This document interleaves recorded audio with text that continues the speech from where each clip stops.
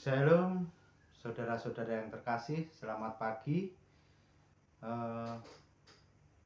Pembahasan yang sebelumnya adalah kelahiran Ismail ya. Ismail adalah anak Abraham dari budaknya yang bernama Hagar, orang Mesir itu. Nah, di sini timbullah masalah antara budak sama tuannya ya.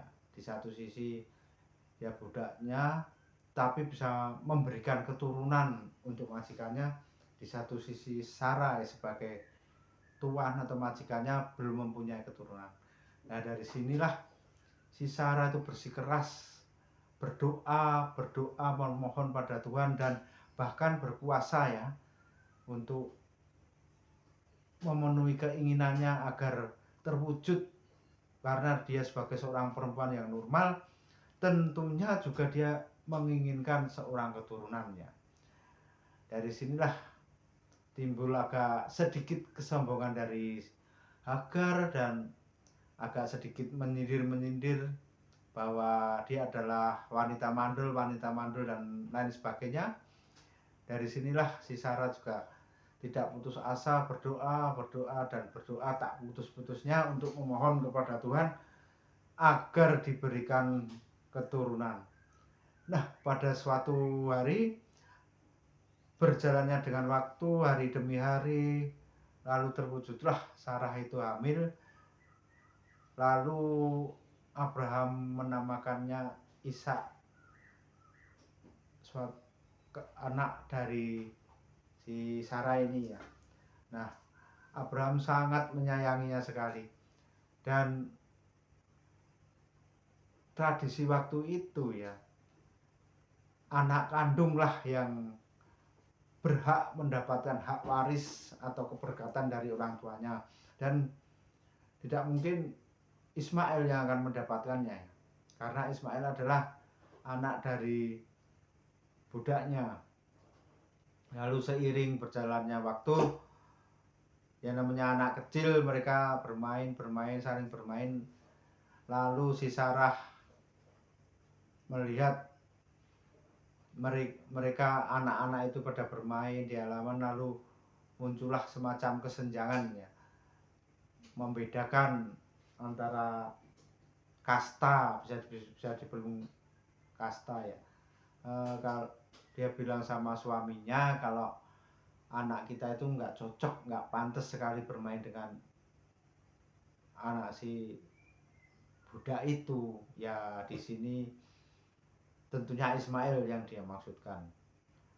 Lalu si Sarah itu membujuk pada suaminya dan menyuruhnya agar memberhentikan Hagar dan mengusirnya dari rumah itu, karena si Sarah ini sudah mempunyai keturunannya, artinya ahli waris, hak keberkatan yang akan diperolehnya itu harus dari anak kandungnya.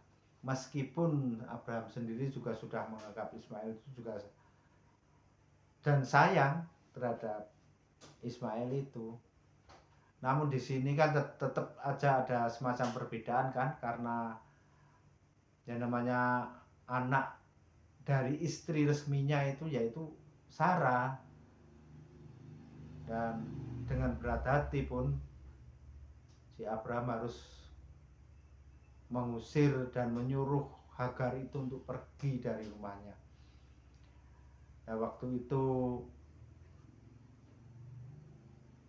Abraham hanya memberikan bekal semacam roti dan satu kantong minum untuk Hagar keluar dari rumahnya. Dengan bersedih tentunya ya, Hagar ini pergi sambil menggendong Ismail, pergi dari rumah itu. Dan tiba di tengah perjalanan, karena namanya juga daerah sana daerah gurun, daerah panas, si Hagar ini dengan bersedih, nangis, menangisi nasib, meratapi nasibnya pada waktu itu ya, di tengah padang gurun yang begitu panas. Dan dia tidak tega melihat anaknya itu mati kehausan. Dimana seorang ibu yang melahirkan harus melihat di depannya anak itu mati karena kehausan. Makanya dia dengan sangat terpaksa sekali dia pergi meninggalkan Ismail itu di tengah padang gurun. Karena ketidaktegaannya, bukan karena ingin meninggalkannya ya sebenarnya. Lalu di tengah baru berjalan beberapa langkah, namun malaikat Tuhan berhenti. Kenapa kau menangis dan kenapa kau pergi meninggalkan anakmu? Ambillah anakmu dan pulanglah ke rumah tuanmu. Itu kata malaikat kepada Hagar ya. Namun setelah Hagar berbalik dan untuk mengambil anaknya, disitulah ada semacam keajaiban kan, dari kakinya Ismail yang menggaruk-garukkan ke pasir itu kan, istilahnya keluarlah semacam air ya, kalau sekarang bisa orang pada menamainya itu air Zam-Zam atau air apa ya, pokoknya itu air untuk memperpanjang, untuk menolong hidupnya si Hagar dan maupun anaknya si Ismail tersebut ya. Namun seiring berjalannya dengan waktu, kembali ke Sarah ya, yang sudah mempunyai keturunan atau anaknya yang bernama Ishak itu yang semakin lama